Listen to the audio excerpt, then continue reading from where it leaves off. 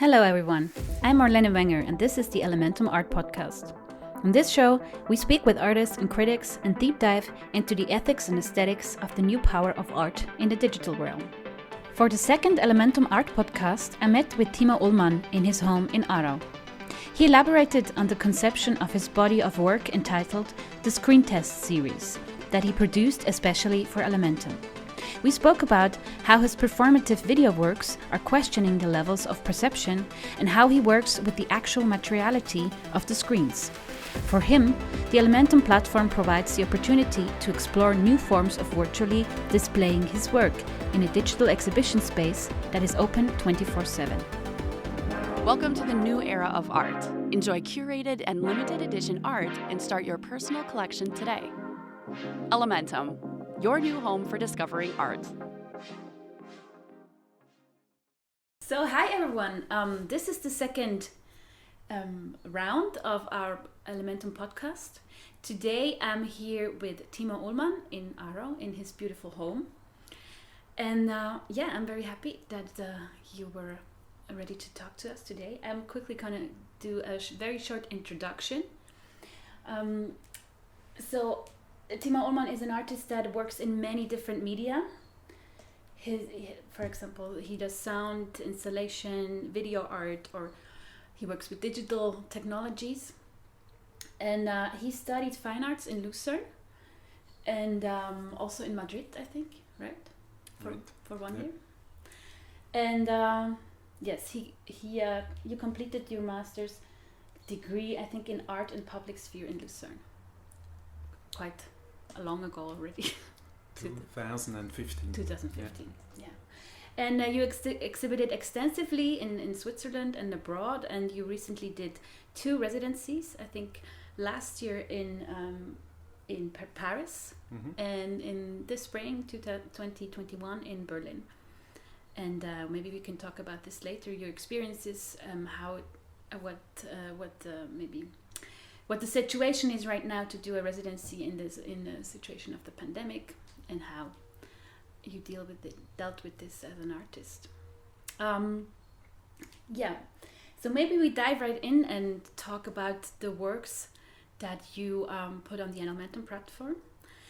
What I really like about the works that you exhibit there is that you deal with the concept of the display, but in the two meanings of the word, actually. So the display as a screen, as a physical object of the screen and a presentation format, but also the display in the sense of the presentation of something, or the presentation space of something as a display.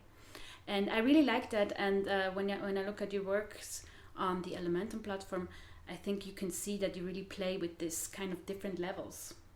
And I wondered if you can talk a little bit about the series that you put there, and if it was maybe especially made for the Elementum platform, or it existed before. Mm-hmm. Yeah, when I heard about Elementum, I thought about what kind of work I could present there. And for me, it didn't really make sense to present work I already did in the past, because mostly I'm working site specific. So I'm doing an installation especially for a space, and I'm also taking up what I find there in relation to the space, or just some aspects. And so I thought about how I could work kind of site specific for that online presentation. And what really interested me about it was that it's kind of an online gallery. So it's an exposition space that is always open and kind of globally accessible. And people are watching the art on their own screen. And so I thought I want to make this the content. And I started to think about the concept, about the series of works. And in the beginning, it was the idea that I would do kind of experiments with the screen, and the idea was to do one of these experiments every month, and kind of make a series that develops during 1 year. Okay. Now I'm already working since like 2-3 years on the series, and I'm not finished yet. Okay. So it life came in between.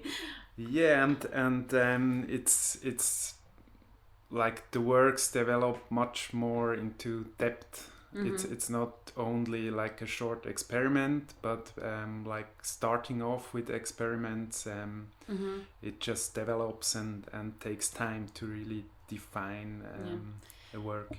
But in the center of every work in this series is the screen, right? It's also in the title, and then you use different variations of, for example, we have the screensaver, the screenshot, the touch screen, the color screen, and you play with the words, but you also play with the actual screen as a device. Yeah, kind of experiment with like the basic features of the screen, and but also with like practices, like for example how we interact with touch screens and kind of have this physical interaction, and then also these metaphors, like screensaver, screenshot, that kind of provoke an image. Yes, of course. I really like, I think the screensaver is one of my favorites, actually, I have to admit. Yeah, I really liked the idea. When I watched it the first time, I had to really laugh so hard. I was like, oh my god, this is brilliant. This is brilliant, because we know this kind of images, like everybody of us knows this kind of ridiculously over romanticized images of nature, actually, that is put on our screens, on our computer screens, to when we're not using them. And for some reason, I don't really know why this fascination, or that there's this fascination that we always have to have this romanticized nature image when we're actually using a digital device. But it has been there and has been used so much and so overwhelmingly everywhere. And I find it a really nice idea, because when you look at the work for the like just a short minutes, you don't really realize what kind of image is this. Like, is this a really like just kitschy image, and then your hand comes in and changes the image, right? And then you only at this point you realize, wow, okay, this is something else going on here. And I really like this aspect about your work, that this kind of breaking the surface of perception, actually, that comes up in different in all of the works, I think, but in different kind of instances or different moments, right? Yeah, I kind of take these names like screensaver or touch screen, and I kind of twist it and try to have a different approach to it. And then with the shot, what was it? Screenshot. Yes. That was actually the first work of the series, and it's kind of like a. So you literally shot the screen. Yeah. I shot it with bow and arrow. Yeah. Wow. I shot bow and arrow when I was a teenager. Okay. And so it kind of came back, and it's wow. It's this like, how you it's call a very it? destructive gesture, or what did you want to say? Sorry. Yeah, there's also this roughness to it, or this like ancient bow and arrow, like ancient tools. It's a clash of two totally different systems, actually. Yeah. Like roughness and physicality and strength of on so one side. Yeah, maybe just to shortly explain, so that the listener also can make her own image. In the beginning of the video, you can see me entering the space of the screen, and I put up a screen which shows an abstract archery target. And so the screen that I put up kind of becomes the screen of the viewer. And then you can just hear in the sound how a bow is pulled up, and then you can see the arrow hitting the screen and kind of destroying the digital image and creating a new image, which is the mix between the digital archery target and then like the destroyed screen, which just creates a beautiful image itself. I really like it, and it's also so rich of references, of course. When you see, like, we talk about this maybe later again, the destruction of the device, which has also a long history in for media artists like Nam June Paik, for example. But also what I see here, the performative aspect of the bow and arrow, that just reminded me right now. For example, with Abramovich, who also experimented with bow and arrow, and there she put people in front of the bow and arrow to use this expansion. But I think that the element, or as you said, it's kind of archaic moment of this. Yeah. Did you try before, or did you just like do it the first time on the screen and filmed it, or was there kind of an experiment before that? There was. I did it one time and the screen broke. Like so in the middle? Yeah, no, it the arrow hit the LEDs behind the surface, and it created a shortcut. So like it just went dark, black, and I also liked that, but I wanted this mix of the digital and the analog image, and so I just did it again. Nice. Wow. But then also you just have one shot. And, yeah, of course. Yeah. But now it's also you also treat this as an object of your, like an artwork of yours, right? Yeah. There's a video of this action, which is an artwork, but also the object itself, like the broken screen. And it's interesting how it changes this the broken screen because and the arrow is still stuck inside. Yeah. Wow, amazing. We have to exhibit this sometime. Yeah, sure. Yeah, it would be nice. Maybe we quickly talk also about your other works that are there. We had the screensaver with the changing image screenshot. You also have, I think, 6 in total. Maybe you want to say a couple of things about the other versions. Yeah, it's hard to keep it in some short words. Or maybe we pick one and talk about you. Yeah, I can just... So, screenshot was the first one, and then like after the shot comes the saver. Yeah. And the third one was screenplay. Where it's there's a screen showing a screen within a screen in a screen, so kind of this mirror effect going into the depth of the screen space, and I kind of interact with this feedback system.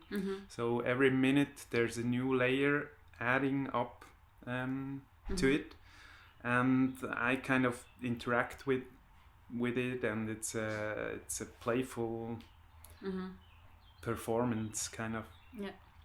But also with a reference to all these feedback works that we know from the 70s. Yeah. Like Nam June Paik. I know the Bruce Nauman, for example. Yeah. I don't want to say. Yeah, and there you see your hands all the time. Yeah. What we talked about before, and that you do, for example, the I don't know, the making bigger or making the screen bigger or smaller, and as in a kind of gesture that you normally do with your mouse or something on the screen, but you do that with your hands. Yeah, it's different gestures that for me have a relation to an interaction with the screen, but in an abstract, playful way. Yeah.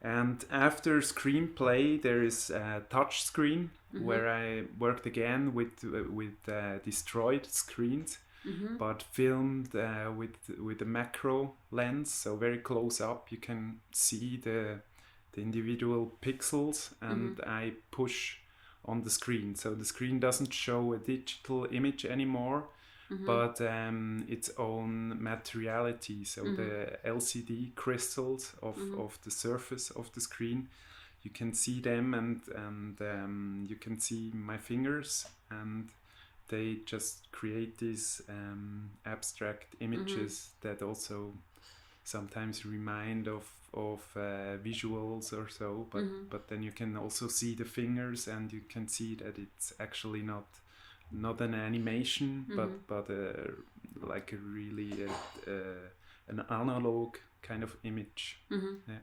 I really liked it as well.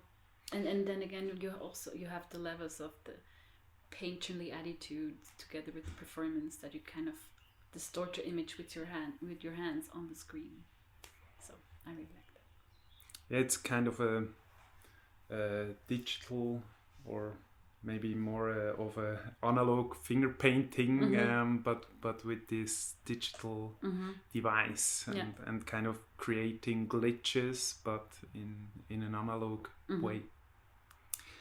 After touchscreen, there is color screen, where I worked with a very reduced setup. So it's what I used is a screen, a camera, and a light source. And I put up the screen on the wall, and I filmed it.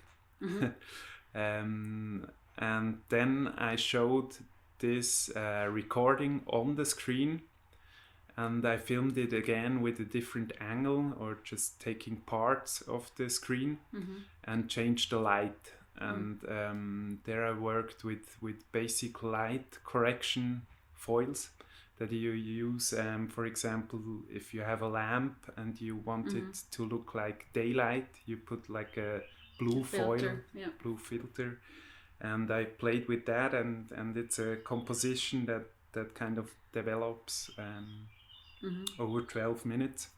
All the works are 12 minutes long. You like the number 12, right? Yeah, it was the starting point, because I really wanted to do every month one work, and so I just came up with this concept, so that all the works, they are 12 minutes, and there's going to be 12 of them. I don't know, I'm not there yet, but there should be 12 in the end. Very nice. And they all work as a loop.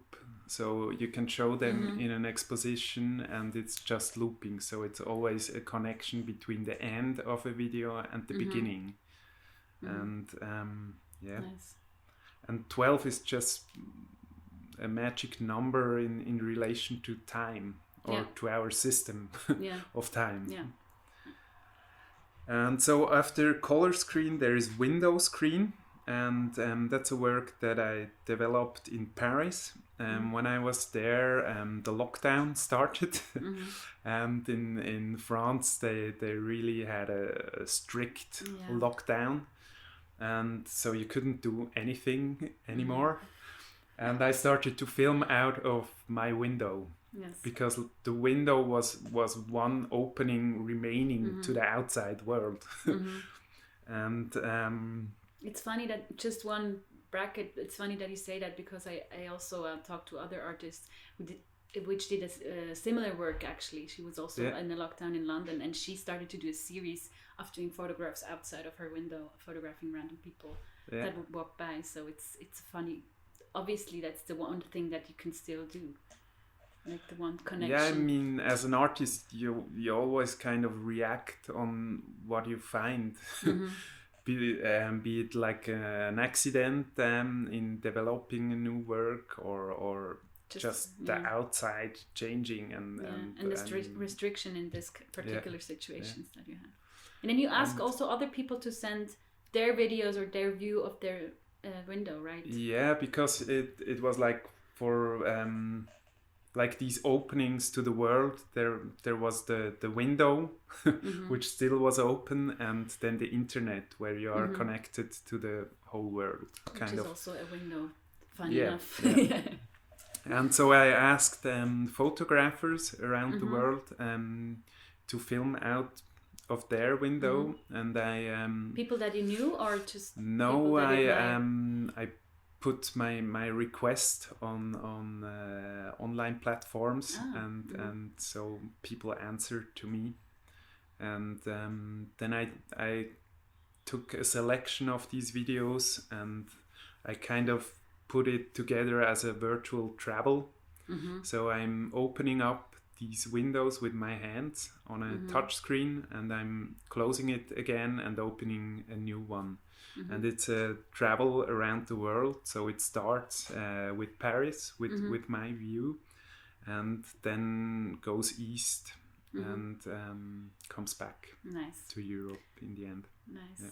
So you could travel a bit still. Yeah, and it's also interesting that the images that you can see, because it's not there's no landmarks or like sites to be seen in the videos. So but if you but don't just really know normal, the city well, you wouldn't even know where you are. And you can guess where is it. Okay, and that's nice. And it's really quiet in all the videos. Like there's not much happening. Like one time somebody walks by, or just one car drives by or so. But it's also kind of a document of these times. Stillness and frozenness. Yeah. So apparently you like windows and screens and working with the screen. And what, I mean, me as an art historian, of course, when I hear about this concept of the window, it's really interesting because it goes back quite a bit. And for example, you could say that the painting or the painting is actually also a window to another world, and artists throughout the centuries have explored this concept of the window, of the painting as a window, and then it also came on to be a screen, like the cinema screen, which was also always an insight into another world. And up to this day, we deal with this window as a computer window or a computer screen, which also gives us access to a digital world or to other kind of worlds. Up until that the screen, not only that is something that we look at, but that comes even closer to our bodies as in a virtual reality. And then the screen basically, or this other world or this whole window, is kind of around us. And I found a really interesting text and also really interesting quote maybe by Lev Manovich that he used in his text The Screen and the User, in a publication that is called Language of New Media, which was published already 2001. And I wanted to quickly quote this and maybe see your reaction and see if you can identify with this quote. So he writes,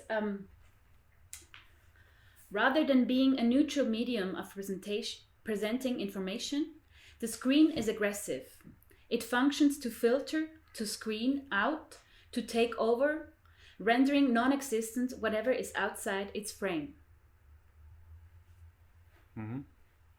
Yeah, I mean, also a physical window frames our view and kind of defines it. Of course, with a physical window, we can go closer and have a more wide view, And what I'm interested in also with physical windows is that it's kind of in between spaces. So it's in between the outside and the inside. It's an interface, basically. Yeah, it's an interface, like connecting and at the same time separating spaces, or in the context of the screen, the virtual space, and then the physical space where we are. And so I'm really interested in this in between, and like how it frames our view, or how technologies influence in us in our perception of the world. And I worked before in different installations with windows, be it like physical actual windows that you could, for example, close from all sides. So I took up like a digital gesture and put it to a physical window. And then also I worked with virtual windows where you could kind of look into the past or the future. Ooh. Yeah. What I really like, what you also just mentioned, is that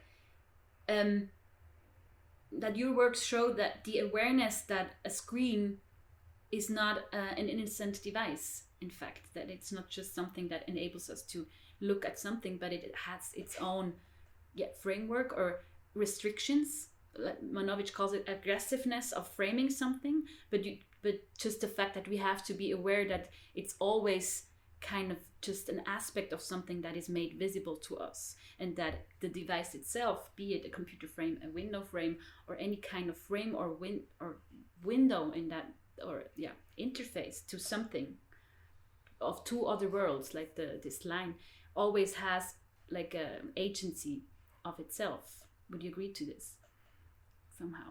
Yeah, sure. Cool. Yeah, that's what I'm interested in, is that when we watch digital content, especially films, we kind of dive into the screen. Be it a smartphone screen or a cinema screen, we kind of fall into it, and we don't see the device anymore. And so immersiveness of the we don't see the frame anymore, and I think it's interesting to think about the frame, and Very nice. I think we're already coming to an end. Maybe my last question for you in this talk would be that you told me before that your interest in being on the elementum platform is much more on this, lies much more on the aspect of the display situation, and that you see it as a form of a virtual gallery, rather than being able to sell your work on the NFT. And right now we have we see this development that it's a real hype, and then a lot of people trying to maybe come into this market, and maybe the misconception that there's a lot of money to make and people want to work in this technology. But interestingly enough, for you, if I understood it rightly, that's not really your main interest in being on the elementum platform. But how would you frame this, or is it still something that you would pursue, or what's your stand on this technology, or on this whole discussion? Yeah, I mean, it's still very new, and so we have to see how it develops. And but what was very inspiring for me is to think this gallery as a space, as a virtual space that is globally accessible all the time. And so, because I mostly work site specific, like when I have an exposition, there's a lot happening, because I kind of can project a future project into this space. And so for me, inspiring about elementum was to think that as a space where I can always work for. I don't, there's no deadline in fact. There's no vernissage, or I don't have to wait for a next project. I kind of can always work, and so for me it's also a journey, because I just started. I put up this concept of 12 works that where the medium is the message, the screen is the message, and so I don't know where it goes. And there's just from one project, from one video, I get to the next one. And so there's 2 new works coming up, which I already filmed, but aren't online yet. We're excited. There's one called Screen Cleaner, where I think they are called Bristol nose catfish. They clean the surface of the aquarium, and so I filmed them, and it looks like they clean the screen of the viewer. And there's also this relation to some works from the 70s where people filmed aquariums. And in this one, it's really that you kind of fall for it. You think your screen is just dirty and gets cleaned by this fish. Very nice. And the next one is Screen Share, which is also playing with these video conferences that we have right now all the time. And this one I developed in the residency in Berlin, where I connected my computer in Berlin with a computer back here in Switzerland. And these two computers, they share one screen. And so the image gets sent from Berlin to Switzerland and back to Berlin, and it's kind of hanging in this closed circuit again. In this closed circuit. And so it gets more and more distorted. Yeah, right. You can really kind of feel the processing, the I already got a sneak peek into this work, and it really looks really nice. So be prepared. This is going to be awesome. Sorry, did you want to say a last word? That's it for now. Thank you very much. Thank you. Bye. This was the Elementum podcast. We hope you enjoyed this episode. Visit us at www.elementum.art and start your own art collection today. Thank you for tuning in, and see you next time.